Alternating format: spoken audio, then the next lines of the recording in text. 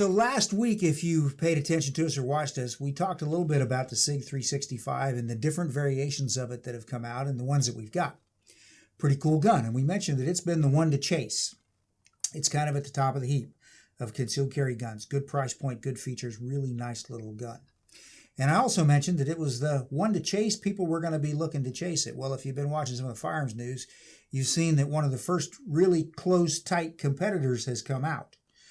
So, hello kitty, here is the Springfield Armory Hellcat.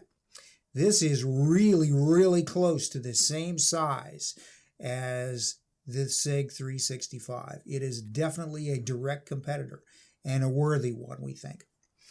Good fortune has placed this one into our hands to be able to play with a little bit, and we got a chance to shoot it today, and I can tell you it shoots really, really well. Really excellent shooting pistol. Really handles well, handles recoil well, shoots really good. It's unique in a couple respects from Springfield's other subcompact pistols, specifically their XDS series. It's not exactly the same. It's very much a refinement of that. It's virtually the same height, like 4 inches, which is exactly the same as the SIG P365. It might be just a little bit longer, but it depends on where you measure it from. If you start back here with the beaver tail, I think it's about the same length. Very similar features to the 365 in some respects, but the 365, if you remember, has a 10-round magazine. The Springfield Hellcat standard magazine, the short one, holds 11 rounds. And this comes with 2 different base plates. This one, which is flat for maximum concealment, keeps the pistol as small as possible. And then the gun also comes with, standard, a 13-round magazine. So instead of 10, you get 11, and instead of 12, you get 13. So they upped it by 1. Particularly with this 13-round magazine in, this thing has a really good feel to it, really comfortable gun to shoot, fills the hand quite nicely. This pistol is empty and safe. We just got done shooting it outside, so we're going to talk a little bit about some of the features of it because it's unique in several respects. It has front and rear cocking serrations. The front cocking serrations are nice. I kind of like to do that when I'm operating one of these things, so it's nice to have those up there. Also on the top of the slide, we got just a standard hole at the top for a witness hole to check the chamber to see if it's empty, or you can, of course, back it up a little bit, press check it, you can see it. The rear sight is configured like they put on the XDS Mod 2s, which is a very nice addition. It's got that little shelf to it, so you can actually use that sight to hook and rack the slide if you had to for some reason. The sights this comes with is a front night sight and a white outline. We'll turn this around, see if you can see it. A white outline, kind of a U-shaped white outline on the rear sight. The front one has that chartreuse yellow, and then it's a glow-in-the-dark night sight. The chartreuse yellow really stands out. If you've ever driven up and down the road and you look at people wearing safety vests these days, what color are they wearing? They're wearing that color. The reason is because the vast majority of people see that color. It stands out well, it's easy to see from a distance, makes you really visible. Those same attributes apply to this. Stands out well, makes it easy to find, draws you right to that front sight, which is kind of where you want to be. So really nice setup of sights, and those night sights are standard on this gun. Cocking serrations go over the top of the slide. That's the top portion of the slide. If we go down to the frame, we've got some very nice stippling here all the way around, okay? And we've also got right there, if you're right-handed, index point, you got a nice little piece of stippling you can find to index your finger before you're ready to fire. It's got exactly the same thing on the other side, sets just in front of the takedown lever. So it gives you a good place to index your finger, which, as you know, is where you're supposed to be before you shoot anyway, right? Okay, so good features there. Springfield says that this stippling that they've put on this is actually a 2-layer stippling. It's got some sharper shaped pyramids that are lower, and it's got some flatter shaped pyramids that are on the top, and supposedly it compresses a little bit. I don't know, it kind of feels like maybe it compresses a little bit. You can't really tell a lot about it. Like the 365, they've really slimmed this grip down. So when you press on it, it's like one of those things where you say, oh, maybe it does compress a little bit. It almost feels like it does. I can tell you that it handles really well and locks the gun in your hand really, really well. So whatever they've done here, it works. The frame is a departure from the previous XD series guns, and the XDS in particular. All of Springfield's other XDs and XDS series have a grip safety back here. This one doesn't.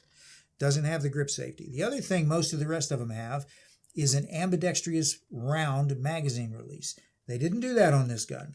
They put kind of an oval-shaped magazine release that is not ambidextrous, but it is reversible. So if you're left-handed and you want to move it to the other side, piece of cake to do that. These two, probably the removal of the grip safety is to work on keeping that grip circumference small, okay? Keep the whole thing small. This is nice because it blends in really well, but it still works really well. It's easy to operate. You want it to blend in, and it's probably a good idea it's not ambidextrous because when you're holding the gun in your hand, you don't want to accidentally bump it. And this grip is pretty small, so you could maybe get on the thing while you're shooting it and cause it to eject the magazine when you don't want it to. So good checkering, good design magazine release that's ambidextrous, no grip safety. The trigger, I'm going to pull the trigger here so you can see this for a minute. The trigger is pretty flat. If you think about some of the triggers that are showing up on these things these days, a lot of them are flat and straight. They're not curved so much because it just improves the feel of it a little bit. That's what they've done here. Now this does have a center safety piece, and you've still got the internal firing pin lock like you have on most of these modern pistols, so the gun's completely safe. Doesn't need the grip safety to be a safe operable weapon. This piece here, you hear people talk differently. Sometimes people are bothered by those center pieces on triggers. I shot it today. It didn't bother me, didn't notice it, but I shoot Glocks regularly, so I'm kind of used to that.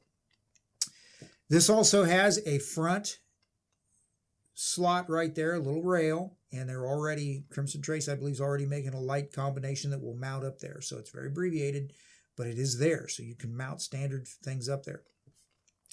The XD's series guns, the XDS pistols, and this one here shares the same feature that a lot of people don't think too much about, but the front of the recoil spring guide sticks out just a little bit. Well, what that does is, if you're using a pistol defensively, you might find yourself in close quarters having to deliver a contact shot. As most of you know, if you deliver a contact shot with a semi-auto, you're probably going to jam the gun. And that probably still applies to this to a point. However, a lot of times with a semi-auto, if you jam it in, you'll push the slide back, you'll take it out of battery, and it won't fire. Here, because of this, and it doesn't stick out very much, not a lot there, you can jam it in and still get a shot, and it will still cycle. Are you still going to pull material into the slide? Probably. So if you do that, you can still get a shot. You may not get a second shot.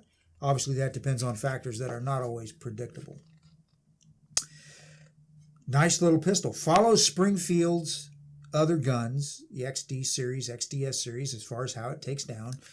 Make sure it's empty and safe, which you should always do. Doesn't matter what it is. If you're going to maintain it, make sure it's empty and safe. Magazines are out. Rotate the takedown lever up, not down, but up. Then you can release the slide. It will come forward, pull the trigger, and off comes the slide.